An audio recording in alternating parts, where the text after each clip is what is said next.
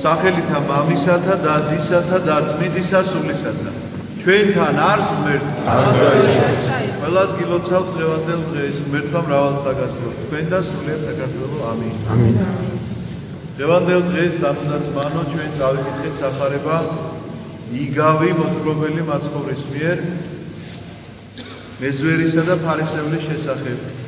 აი ეს უკვე პირდაპირ სიგნალია, რომ დიდმარხვა ძალიან ახლოს არის მომდგარი კართან. მე კი გითხარით, გასული 2 კვირის განმავლობაში სულ ამაზე გესაუბრებოდით, რომ ეს მინიშნება არის მეთქი იქეთკენ წიაღსვლისთვის. რა უნდა გავაკეთოთ ჩვენ და როგორ უნდა მოვემზადოთ და როგორ უნდა დავიწყოთ დიდმარხვა, რა განცდით უნდა შევეგებოთ ამას ყველაფერს და გითხარით ასეთი რამ, რომ ბრმის კვირაში რა იყო სათქმელი მთავარი, რათა ამეხილოს თვალი.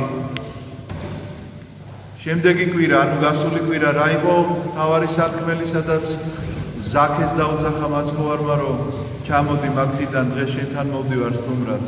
ის რომ ზაქემ დაინახა ღმერთი. ეხლა მესამე კვირა არის მეზვერისა და ფარისევლის კვირა და რა არის მთავარი სათქმელი ამ კვირაში, იცით? რომ ადამიანმა დაინახოს საკუთარი თავი. იგავი ძალიან ისე მარტივი და მოკლეა. 2 კაცი შევიდა ტაძარში ლოცვად, ერთი ფარისეველია. ფარისეველი არის მაშინდელი რელიგიური, რა გითხრათ, ლიდერი. აი როგორც ახლა დღევანდელ დღეს ხო ამბობენ ესეთ რამეს ხო გაიგონებთ, რომ მართლმადიდებლური ეკლესია ყველაზე ძლიერია თქვა საქართველოში. 95%-იანი ნდობა აქვს.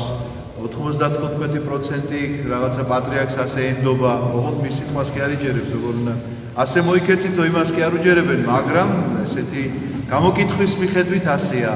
95% მართლმადიდებელია რომ შეეკითხო, მაგრამ მართლმადიდებლობა ისე ესმის, როგორც თვითონ აწყობს. ამიტომაც სწორედ ამაზე გველაპარაკება დღევანდელი სახარება, რომ საკუთარი თავი უნდა დაინახო. თუ კი ითხოვე თვალის გახელა და თუ კი დაინახე ღმერთი, ეხლა საკუთარი თავი თუ არ დაინახე, ძალიან ცუდად არის საქმე. აღმოჩნდები იმ მდგომარეობაში, როგორც ეს ფარისეველია, მიუხედავად იმისა, რომ ასეთი რელიგიის წარმომადგენელია, სწორი და მართალი. რაიმე კი არ ეშლება იმას მაშინ იმ რელიგიურობაში. იმიტომ რომ იმ მოცემულობაში ცხოვრობს, რომელი მოცემულობითაც ისინი ელოდებოდნენ მესიის განხორციელებას და იმ სჯულით ცხოვრობს, რომელიც სჯულიც მას მოეთხოვება, რომ უნდა შეასრულოს. ამიტომაც შედის ტაძარში და ამბობს, ღმერთო, მე მარხულობ კვირაში 2-ჯერ. ყოველ შაბათს, ესე იგი მსახურებას ვესწრები. ისეთი კი არ ვარ, როგორიც ეს მეზვერე, რომელიც აქ დამდგარა, ცოდვილი და უბედური. მეზვერე იცით ხო ვინც არის?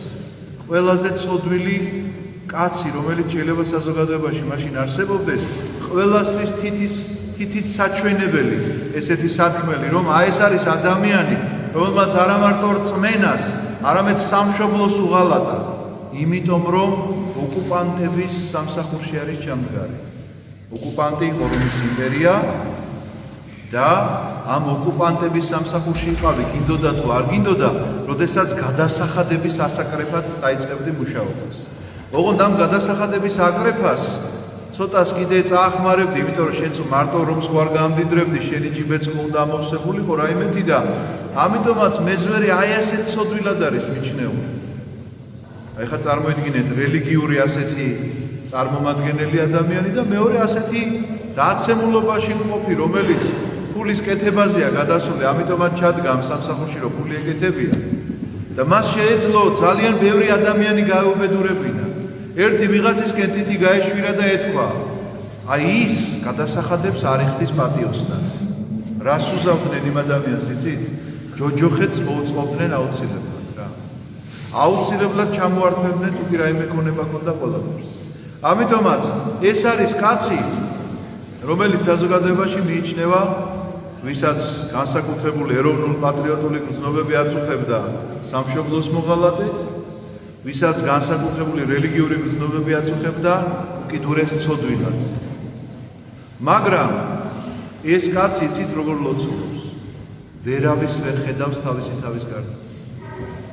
იმ ფარისეველს კი არ უყურებს იქ რომ დგას და ლოცულობს. საერთოდ არ ადარებს თავის თავს არავის. საერთოდ არ ამბობს რომ მეც მინდა ამ ფარისეველივით მორწმუნე გავხდე, ან რაღაცა ასე მინდა, არა, შემოსულია და ამბობს. გულში მჯიღის დარტყმით, ღმერთო მილხინე მეწოდულს ამას და შემეწყალებ. აი ეს არის განსხვავება ადამიანებს შორის, რომელი ადამიანებიც დღევანდელ იგავშია წარმოდგენილი. ოღონდ მე მინდა გითხრათ ასეთი რამ, რომ ეს განსხვავება, რომელიც იგავში ჩანს, სინამდვილეში ჩვენშია ორივე. ხან ერთი ხარ და ხან მეორე. ხან ამჩნევ ადამიანს და ხან ვერ ამჩნევ მას. ამიტომაც საკუთარი თავის დანახვის სახარება არის მეთქი ეს რომ მოგახსენეთ, ამითი დავიწყეთ დღევანდელი სიტყვა. საკუთარი თავის დანახვით უნდა დაიწყოს ადამიანმა სულიერი მოღვაწეობა, სხვაგვარად შეუძლებელია. ამიტომაც ვამბობთ რომ მოსამზადებელი კვირა დღეიდან იწყება 100 ამზადებს ეკლესია, თუმცა კი გითხარით რომ გაიგონებთ ბრმის ამ სიტყვას, იცოდეთ რომ მოგვიახლოვდა დიდმარხვის მოსამზადებელი პერიოდი, მაგრამ მომზადება ამით იწყება. მომზადება იწყება იმით, რომ ადამიანმა საკუთარი თავი აუცილებლად უნდა დაინახოს. საკუთარი მდგომარეობა აუცილებლად უნდა შეიგრძნოს და რა განსხვავება ამ ორ ადამიანის შორის ლოცვას, აი რა განასხვავებს ერთმანეთისგან განსაკუთრებულად იცით რომ ფარისევლის ლოცვა ასეთია, სიყვარულს მოკლებულია, სამართალს აღასრულებს სიყვარულის გარეშე. აი ასეთია ეს მდგომარეობა, როდესაც შენ ხედავ რომ ვიღაცის ადგილი არ არის შენს ცხოვრებაში, იმიტომ რომ სამართალი ამას ასე მოითხოვს. აბა დააგვირდით თუ ესე არ არის, ეს კაცი ასე ლაპარაკობს. მე ასეთი ვარ, მე კი არ თქვის რა, ჩვენ განა ამ ფარისევლისგან არ უნდა ვისწავლოთ არაფერი. განა არ უნდა გვინდოდეს ის მოშურნეობა, ის მონდომება, რასაც ეს კაცი აკეთებს და ამბობს რომ ასე ვმარხულობ, ასე ვლოცულობ, ასე ვდგავარ, მეათეც შევწირავ ჩემი შემოსავლებიდან. ბევრი იცით დღევანდელ დღეს ასეთი რომ ასე მართულობდეს, ასე არ აკლდებოდეს წირვალოცვას და მეათეცსაც წირავდეს? ეს ხომ ნამდვილად მისაბაძია, მაგრამ პრობლემა იცით რა არის? რომ ის თავის გვერდზე ვერ ხედავს ადამიანს. მას არ შეუძლია თქვას რომ მე კი ვარ ასეთი მართალი, მაგრამ აგერ რომ ეს ცოდვილია, ამასაც იქნება რაღაცა ადგილი გამოუჩნდეს, რაღაცა პატარა ადგილი გამოინახოს ამისთვისაც, რომ ჩემს გვერდით აღმოჩნდეს ის. ასეთია სიმართლის აღსრულება და კანონის აღსრულება, სადაც სიყვარული არ არსებობს. სადაც სიყვარული გამქრალია, კანონი აღესრულება მხოლოდ ასეთი სიტყვებით და ასეთი სიმკაცრით. და სადაც სიყვარულია, იქ ყველას ადგილია. ასე ლოცულობს ფარისეველი და ასე ლოცულობს მერე მეზველი, რომ ღმერთო მილხინე მეწოდულსა, რაც იმას ნიშნავს, რომ ერთადერთ ხსნად, ერთადერთ შველად, ერთადერთ ნუგეშად მას ღმერთი მიაჩნია და პირდაპირ ეუბნება, ღმერთო მე შენს გარეშე არავინ არა ვარ, ღმერთო შენს გარეშე არაფერი არა ვარ. ამიტომაც შენ შეგიძლია ჩემი ხსნა ამ ცოდვის ტყვეობისაგან, ამ ჭაობიდან, რომელშიც ვარ ჩაფლული.